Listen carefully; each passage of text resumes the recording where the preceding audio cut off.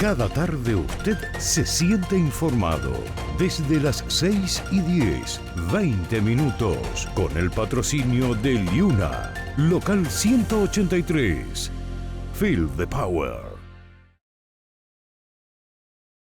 ¿Qué tal, amigos? Bienvenidos a 20 minutos. Yo soy Diana Lora y en el día de hoy vamos a hacer un resumen de las principales informaciones internacionales de este 2023 porque ya el año se nos acaba. Así que vamos a echar un vistazo por las informaciones que marcaron el mundo este año.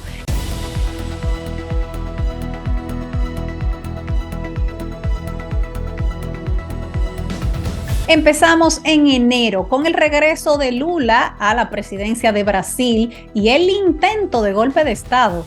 Luis Ignacio Lula da Silva regresó al poder en Brasil el 1 de enero del 2023 con la promesa de poner a Brasil de vuelta en la escena internacional, pero esa tarea se vio sacudida el 8 de enero cuando miles de simpatizantes de Bolsonaro invadieron la sede del Palacio Presidencial, el Congreso y la Corte Suprema, arrasando con el mobiliario, obras de arte y clamando en vano por una intervención militar que depusiera a Lula. El hecho recordó las escenas de la toma del Capitolio de los Estados Unidos por manifestantes trumpistas.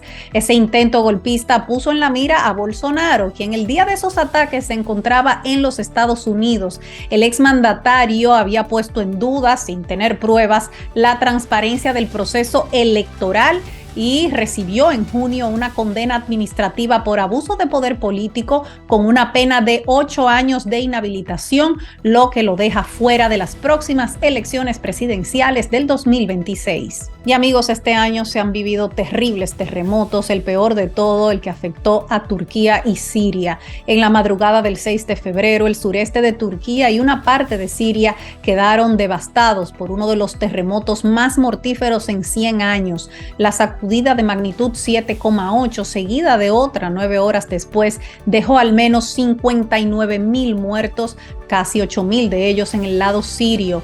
Las imágenes de la catástrofe y de los esfuerzos de rescate de supervivientes dieron la vuelta al mundo. El frío fue un factor importante, pues las personas atrapadas no solo corrían el riesgo de morir a causa de sus heridas, sino también de hipotermia. Cerca de 8,000 personas fueron sacadas con vida de los escombros. Los daños materiales se estimaron en unos 110,000 millones de dólares. Pero el 8 de septiembre hubo otro sismo también mortífero en Marruecos. Un violento terremoto sacudió la región de Marrakech con una magnitud estimada entre 6,8 y 7. Es el más fuerte jamás registrado en ese país y dejó casi 3,000 muertos y más de 5,600 heridos. La sacudida dañó unos 60,000 hogares en cerca de 3,000 aldeas del Alto Atlas y sus alrededores, algunas de muy difícil acceso. Y otra información que sacudió el mundo del entretenimiento fue la huelga de actores y guionistas de Hollywood. En mayo, los guionistas estadounidenses empezaron una huelga a la que se sumaron a mediados de julio los actores para pedir mejor remuneración y una regulación del uso de la inteligencia artificial. Esa protesta inédita en Hollywood desde el 1960 terminó en septiembre en el caso de los guionistas que consiguieron un acuerdo salarial y protecciones frente al uso de la inteligencia artificial. Los actores estaban preocupados por si los estudios recurrían a esa tecnología para clonar su voz y su imagen y reutilizarlas a perpetuidad sin tener que compensarlos y sin su consentimiento, y finalmente se retomaron los rodajes en el mes de noviembre.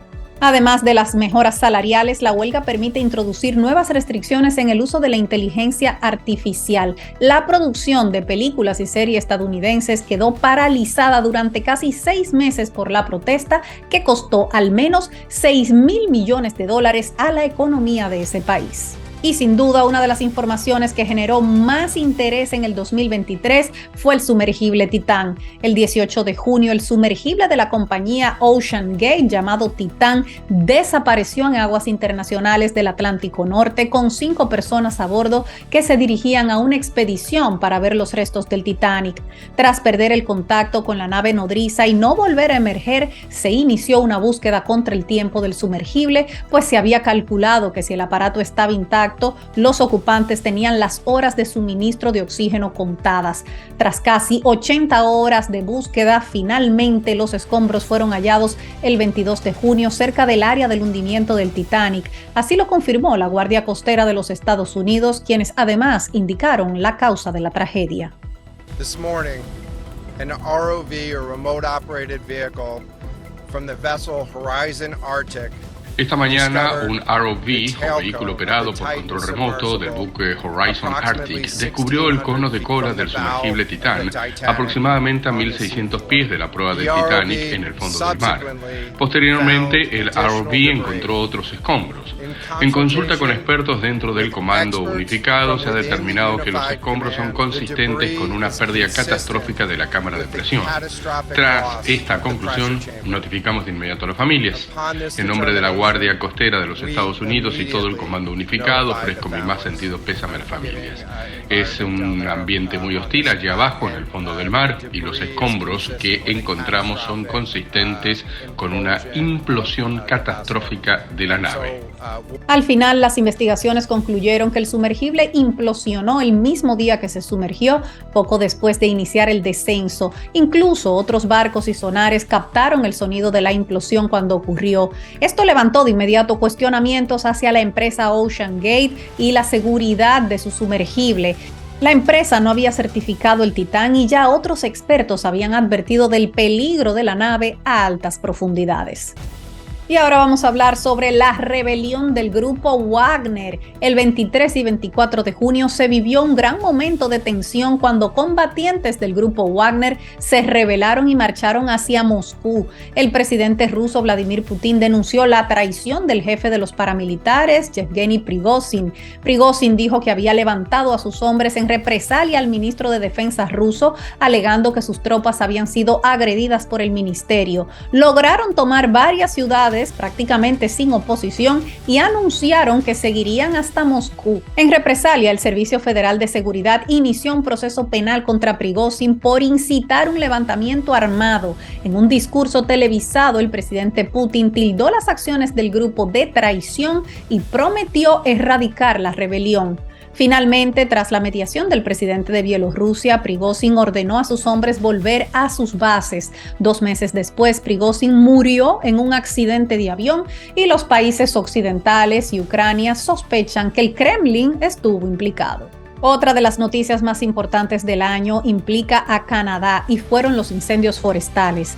Los incendios forestales azotaron con fuerza el mundo este año, desde Hawái hasta Canadá y Grecia. El fuego parecía imposible de detener y provocaron evacuaciones masivas, muertes y millones de hectáreas arrasadas.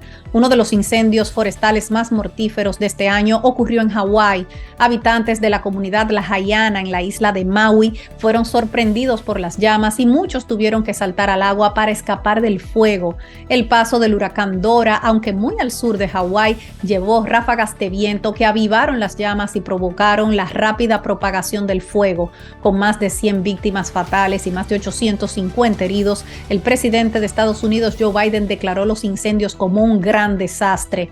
Grecia también vivió un verano trágico. Las altas temperaturas de más de 40 grados fueron el caldo de cultivo para incendios que arrasaron más de 40.000 hectáreas. Miles de pobladores y turistas tuvieron que ser evacuados de islas como Roda y Eubea. Mientras tanto, Canadá rompió el récord de mayor extensión de territorio quemado. 11 millones de hectáreas fueron afectadas en todo el país y el humo que provocaron estos incendios terminaron arropando ciudades más al sur como Toronto, Nueva York y Boston. Los incendios en Canadá generaron una cuarta parte de las emisiones de todo el mundo en el 2023. Y un tema polémico que también captó la atención durante este 2023, la búsqueda de ovnis. Este año el tema de los objetos voladores no identificados ha estado muy presente, primero por la denuncia de los supuestos globos espías chinos en espacio aéreo norteamericano, pero sobre todo por las audiencias que se hicieron en el Congreso de los Estados Unidos sobre fenómenos aéreos no identificados y si el gobierno ocultaba información sobre ellos. En ese marco, 3 exmilitares comparecieron en julio ante el Congreso de los Estados Unidos, donde hicieron explosivas declaraciones. De los tres, el más controversial fue el testimonio de David Grush, ex oficial de inteligencia de la Fuerza Aérea. Esto es lo que él dijo bajo juramento ante las preguntas de la congresista Nancy Mace. Si usted cree que tenemos naves que se han estrellado, como dijo antes, ¿tenemos los cuerpos de los pilotos de estas aeronaves? Como he declarado públicamente en mis entrevistas, sí había restos biológicos en algunas de estas naves recuperadas. ¿Estos restos biológicos eran humanos o no humanos? No humanos, y esa fue la valoración de personas con conocimiento directo del programa con las que he hablado y que todavía son parte del programa.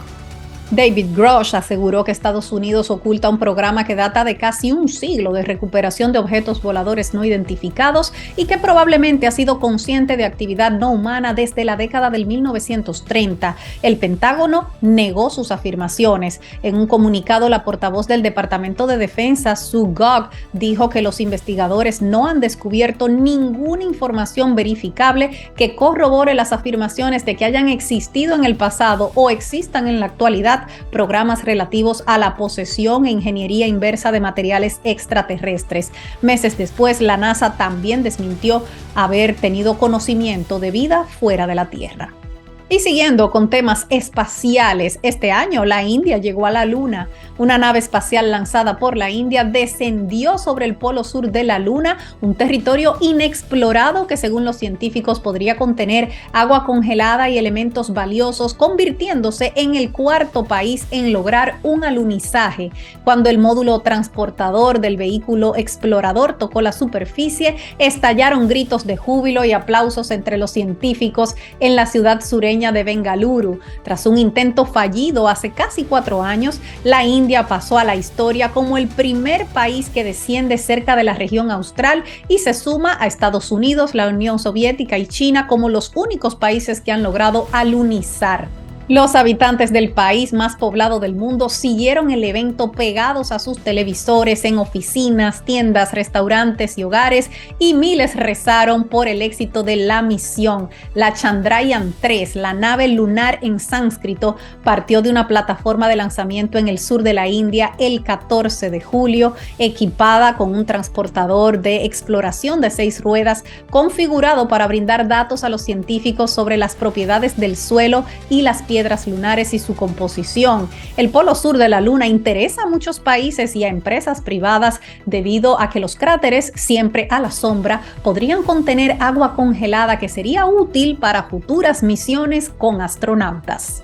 Y en Sudamérica, Ecuador ocupó los titulares del mundo por la violencia. La violencia en Ecuador se ha cuadruplicado durante los últimos 4 años con una de las tasas de homicidio más altas del mundo, pero el 2023 rebosó la copa con el asesinato en la vía pública de personas de alto perfil, incluyendo uno de los candidatos a la presidencia. Fernando Villavicencio fue asesinado el 9 de agosto en Quito cuando salía de un evento de campaña a tan solo 11 días de las elecciones presidenciales. Las imágenes del asesinato de Villavicencio dieron la vuelta al mundo. Son estas que tenemos aquí. Mientras se subía a una camioneta blanca rodeado de guardias, recibió 3 disparos en la cabeza. Posteriormente fue llevado de urgencia a una clínica cercana donde se declaró su muerte. Otras 9 personas resultaron heridas. Fernando Villavicencio, candidato del movimiento Construye, mantuvo durante la campaña un discurso de denuncia contra el narcotráfico y la corrupción política y era muy consciente de las amenazas en su contra, como lo expresó varias veces.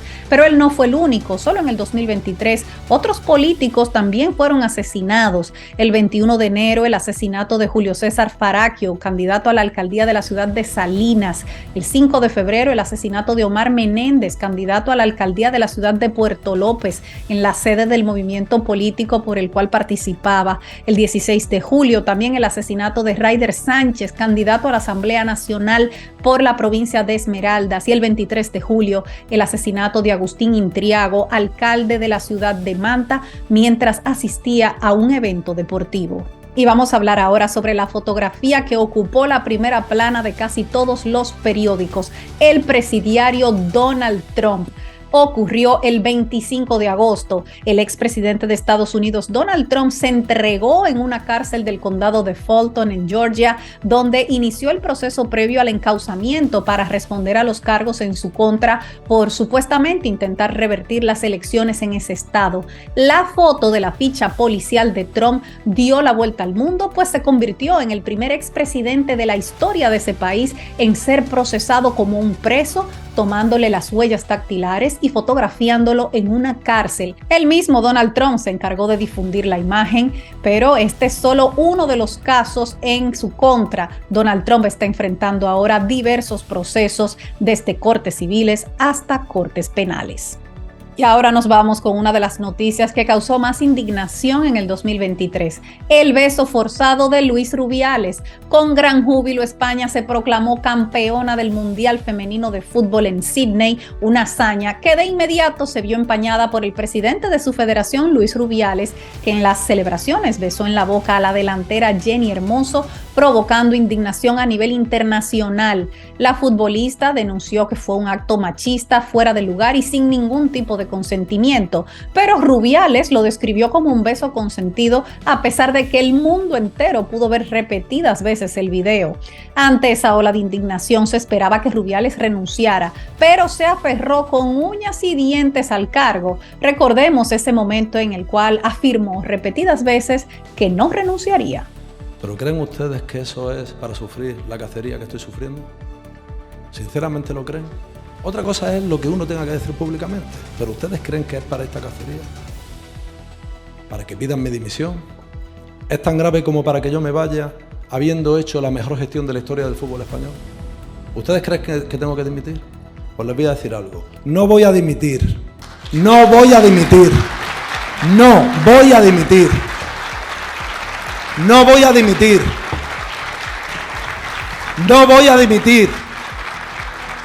Ante la actitud de Rubiales, las campeonas mundiales anunciaron que renunciarían a la selección en apoyo a su compañera. A pesar de su negativa, Rubiales terminó dimitiendo días después. Está acusado de agresión sexual por la justicia y fue suspendido durante 3 años por la FIFA de toda actividad vinculada al fútbol. El escándalo tuvo un impacto mundial en un momento en el cual el fútbol femenino está generando cada vez mayor interés en todo el mundo. De hecho, fue uno de los temas más buscados en el 2023 en Google. Y vamos ahora con la que sin duda es la noticia más importante de este año: la guerra entre Israel y Hamás. El 7 de octubre marcó el inicio de un nuevo conflicto bélico cuando comandos del movimiento islamista palestino Hamás se infiltraron en el sur de Israel desde la Franja de Gaza y atacaron las localidades fronterizas y el festival de música al aire libre Supernova. Unas 1.200 personas, en su mayoría civiles de todas las edades, murieron en territorio israelí en el peor ataque al Estado de Israel desde el 1948. Los milicianos islamistas también secuestraron a cerca de 240 personas, entre ellas decenas de niños y ancianos que fueron llevados a Gaza. Ese mismo día, el primer ministro de Israel, Benjamin Netanyahu, declaró la guerra. Ciudadanos de Israel, estamos en guerra, no en una operación, en guerra. Esta mañana, Hamás lanzó un ataque sorpresa mortal contra el Estado de Israel y sus ciudadanos. He estado desde temprano en la mañana reunido con las cabezas de los organismos de seguridad y he ordenado, primero, asegurar todas las comunidades que fueron infiltradas por terroristas, y eso se está haciendo ahora mismo. Al mismo tiempo, he ordenado una extensa movilización de nuestras reservas y responder el fuego en una magnitud que nuestros enemigos nunca ha visto. El enemigo pagará un precio sin precedentes. Israel prometió aniquilar a Hamás, una organización considerada como terrorista también por Estados Unidos y la Unión Europea, y su ejército respondió con intensos bombardeos y un asedio total en Gaza. El 27 de octubre, las tropas israelíes iniciaron una operación terrestre en el norte de la Franja de Gaza. La intensidad de los bombardeos y la amplitud de la destrucción provocaron críticas e inquietud internacional por la población civil gazatí, privada también de agua, electricidad, comida y medicamentos, medicamentos debido al asedio total impuesto por Israel. La guerra ya se extiende por más de 2 meses y ha dejado, según el Ministerio de Salud de Gaza, más de 19,000 muertos, la gran mayoría mujeres y niños. Estos ataques han forzado el desplazamiento de 1,7 millones de habitantes de Gaza, según las Naciones Unidas. Aunque al principio Israel recibió un gran apoyo internacional, ante la grave crisis humanitaria, los llamados a un alto al fuego han ido creciendo, como se ha evidenciado en las últimas votaciones de las Naciones Unidas, donde incluso aliados de larga data han votado a favor de un cese a las hostilidades y una solución para los 2 estados. Y finalizando el año, una de las noticias más importantes fue el triunfo de Milei en Argentina. Javier Milei se convirtió en el nuevo presidente de Argentina tras pasar la primera vuelta electoral y luego derrotar en el balotaje a Sergio Massa, el candidato del oficialismo. Milei destacó por un discurso agresivo en el que prometía cambios radicales en la economía y la estructura del Estado. Ministerio de Turismo y Deporte, afuera. Ministerio de Cultura, afuera. Ministerio de Ambiente y Desarrollo Sostenible, afuera. Ministerio de las Mujeres y Género y Diversidad, afuera. Ministerio de Obras Públicas, afuera. Aunque te resistas. Vamos a seguir por acá. Ministerio de Ciencia y Tecnología e Innovación, algo bien del sector privado. Nada bueno salió del sector público, afuera. Ministerio de Trabajo, Empleo y Seguridad Social, afuera. Ministerio de Educación, adoctrinamiento, afuera. Milei alcanzó cerca de un 56% de los votos, casi 3 millones más que Massa, quien al final obtuvo un 44%. En su discurso de victoria, Javier Milei habló con un tono más sosegado y conciliador que el que le caracteriza sobre el futuro de Argentina. Quiero decirle a todos los argentinos que hoy comienza el fin de la decadencia argentina. Hoy empezamos a dar vuelta a la página de nuestra historia y volvemos a retomar el camino que nunca deberíamos haber perdido. Hoy se termina el modelo empobrecedor del Estado omnipresente, que solo beneficia a algunos mientras la mayoría de los argentinos sufren. Hoy se termina la idea de que el Estado es un botín a repartirse entre los políticos y sus amigos. Milei asumió el poder el 10 de diciembre con una Argentina con una inflación del 140% y de inmediato empezó a aplicar lo que llamó una política económica de choque que incluyó la devaluación de la moneda en un 50%. Ya a pocos días de haber asumido la presidencia, ha afrontado las primeras protestas masivas. Y para finalizar, la noticia que ha impactado al mundo entero, el calentamiento global, porque el 2023 fue el año más caliente jamás registrado.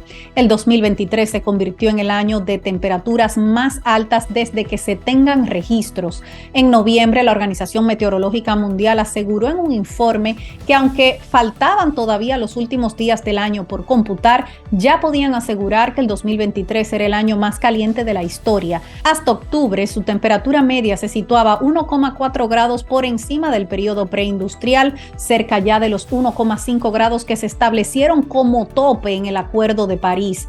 Esos 1,4 grados están muy por encima de los excesos de temperatura registrados en los 2 años más calurosos hasta el momento, que habían sido 2016 y 2020, pero ya el 2023 los superó. El informe incluso se aventura a predecir que el 2024 será aún más cálido que el 2023, ya que este año comenzó a influir en el clima global el fenómeno del Niño, asociado normalmente a aumentos de temperaturas, y estos suelen ser todavía mayores al segundo año de su comienzo. Los datos fueron compartidos en el inicio de la cumbre del clima COP28 en Dubái, donde además aseguraron que este año también batirá récords en concentraciones de gases de efecto invernadero y en retroceso del hielo en la Antártida.